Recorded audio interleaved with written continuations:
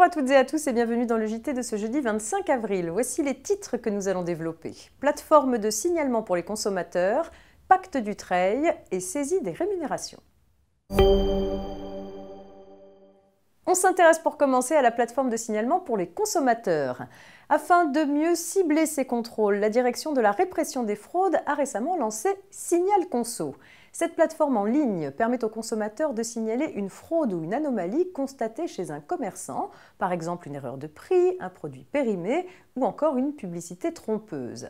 Les signalements étant enregistrés dans la base de données de la répression des fraudes, celle-ci peut décider de contrôler un établissement qui serait trop souvent cité ou encore en cas de signalement d'une extrême gravité. Cette plateforme est aussi accessible aux professionnels volontaires afin qu'ils puissent corriger rapidement les problèmes signalés. Pour l'instant expérimenté dans les régions Centre-Val de Loire et Auvergne-Rhône-Alpes, Signal Conso pourrait être étendu au commerce en ligne. Il est question du pacte du Treil dans l'affaire suivante. Pour rappel, conformément à l'article 787C du Code général des impôts, la transmission à titre gratuit d'une entreprise individuelle peut, sous certaines conditions, bénéficier d'une exonération partielle de droits de mutation.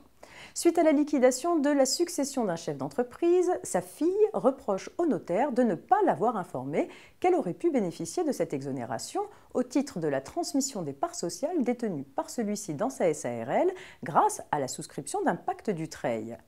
Sa requête est rejetée par le tribunal de grande instance au motif que l'article 787C ne s'applique pas puisque l'entreprise en cause est une société.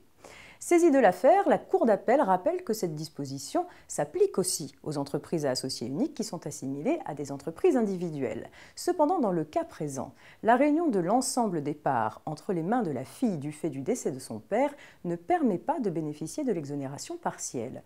Pour les juges, le critère de l'unicité d'associés, requis pour bénéficier de cette exonération, s'apprécie à la date du décès. Or, à la date du décès, la SARL comptait 2 associés puisque 3 ans auparavant, le père avait fait à sa fille une donation en pleine propriété de 12 000 parts de sa société.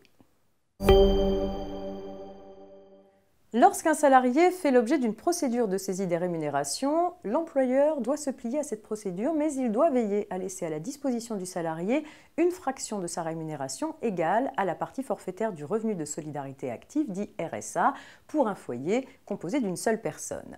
Ni l'application du barème de saisie, ni même une procédure de paiement direct de pension alimentaire ne peut conduire à passer sous ce montant plancher.